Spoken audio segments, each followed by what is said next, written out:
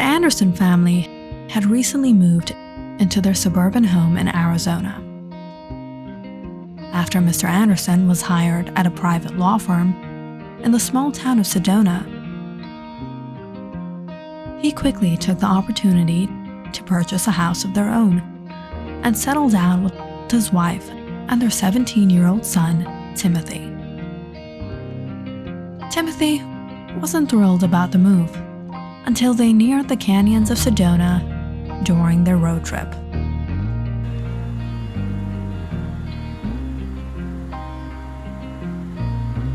Beautiful, isn't it, Timothy?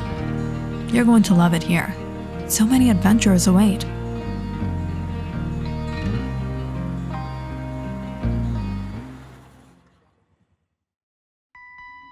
Timothy stepped onto the scorching red ground and looked at the towering canyons ahead. Have we been here before? This place seems familiar. Mrs. Anderson chuckled. I only wish we'd moved here earlier. This place is amazing. Really? I'm getting a strange feeling like we've been here before. Maybe on vacation or something? I can't quite put my finger on it. After enjoying some fresh air, the family continued their journey to their new home. Timothy was intrigued by the new place. Not only was his bedroom huge, but the whole house was spacious. He spent the rest of the day exploring every corner of his new home. At dinner, Mr. Anderson mentioned, I met the Millers this afternoon. Our neighbors? They live 2 houses down across the street. They're a decent young couple with an 8-year-old daughter. They invited us over tomorrow night. Oh wow, that was so kind of them. I think I'll make something special for the occasion. Timothy wasn't the type to enjoy corny family dinners with his parents, but he was reluctantly forced to go the following evening. To his surprise, the Millers weren't much older than he was. John and Evelyn were in their early 30s. They had grown up in Sedona, attended college here, and John had started his own business locally. Over the evening that Timothy spent with them, he became quite curious about the Millers. Evelyn, in particular, caught his attention. He watched as she took charge of fixing a malfunctioning blender. John tried to assist, but Evelyn quickly took the screwdriver from him. Give that to me. You're doing it wrong. I know how to fix it. Timothy noticed that Evelyn's attempts only seemed to make things worse. The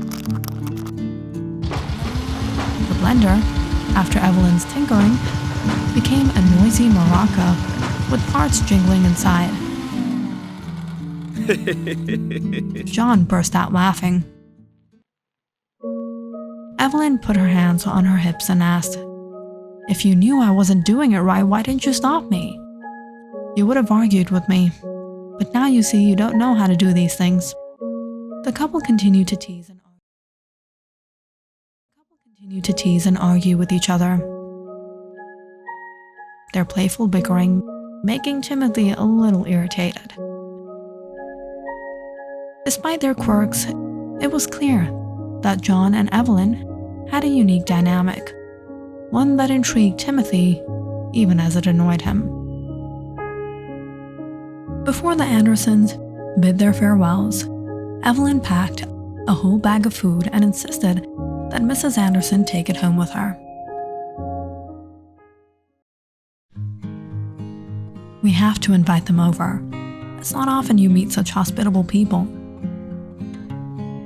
Yeah, John is such a nice young man.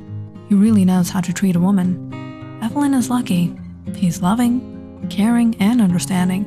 When was the last time you treated me like that? I know, Anna.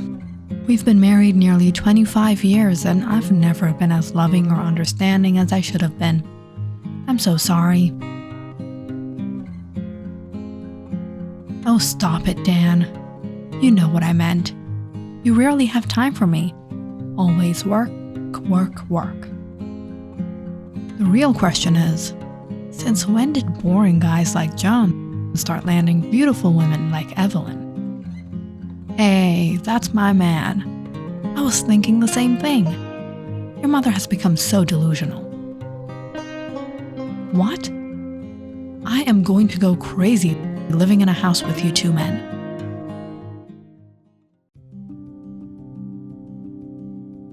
It took Timothy a while to fall asleep that night. He could hear his mother going on and on about how John complimented Evelyn on everything, even after so many years of marriage. The next day, Timothy decided to explore Sedona. He put on his hat, checked his watch, grabbed his flashlight and trusty pocket knife, and headed out the door. Timothy, where are you going? On a treasure hunt. When will you be back? 10 years later. Timothy, be home on time. But Timothy was already down the street, out of earshot.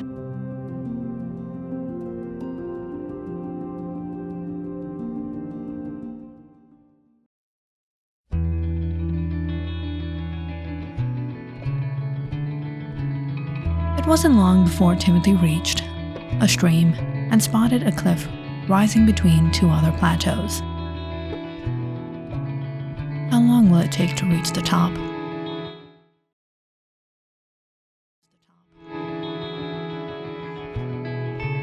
He began his trek up the rocky incline. By the time he reached the summit, the sun was beginning to set. The view was breathtaking, well worth the climb. But the thought of the descent was daunting. After catching his breath, Timothy looked down from the cliff. Dense trees and shrubs sprawled below, eventually leading back to the stream. Maybe a shortcut down wouldn't be so bad. Timothy gripped the edge and swung his legs over. Although he was a bit anxious looking down, he could see solid ground right beneath him. He let go and landed about 6 feet down onto the rocks. The first jump was nerve-wracking, but it soon became easier as Timothy continued to climb down.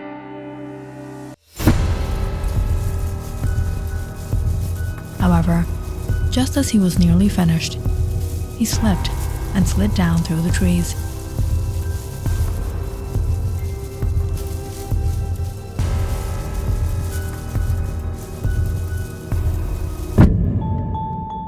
When he finally hit the ground, he had only minor scrapes. Ow, that hurt. But the lecture Mom's gonna give me now is gonna hurt more. He got up, brushed himself off, and realized the trees overhead were casting long shadows, making it darker than expected. Hearing the distant sound of water, he pulled out his flashlight and began making his way. Just as he was about to leave, his leg bumped onto something.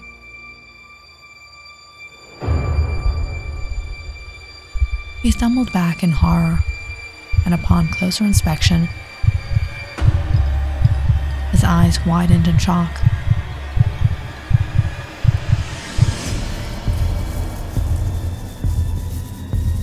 Before he could process what he had seen, he turned and ran.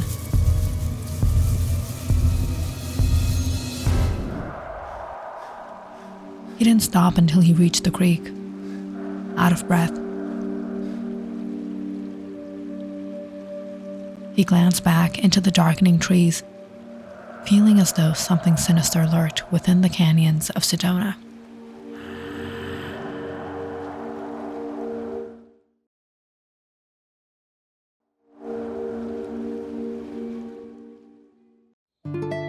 It took him about 30 minutes to return home.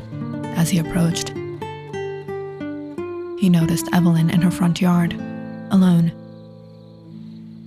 She looked truly beautiful, and she smiled as he passed her gate. "Hey, Timothy, what's that on your face?" Evelyn asked, handing him a tissue.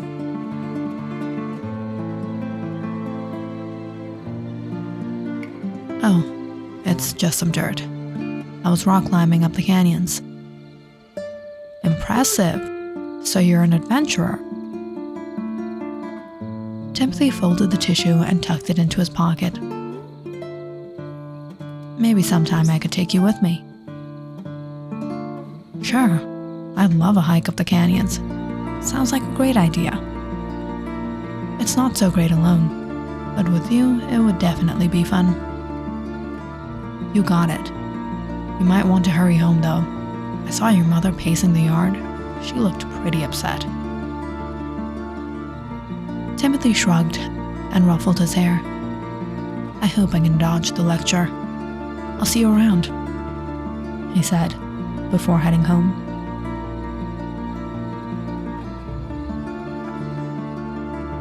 As soon as Timothy walked in, his mother began scolding him. He paid her little attention, heading straight upstairs. From his window, he could see Evelyn, her luscious hair flowing in the breeze. Timothy kept the tissue in his pocket. It was a small memento of the day.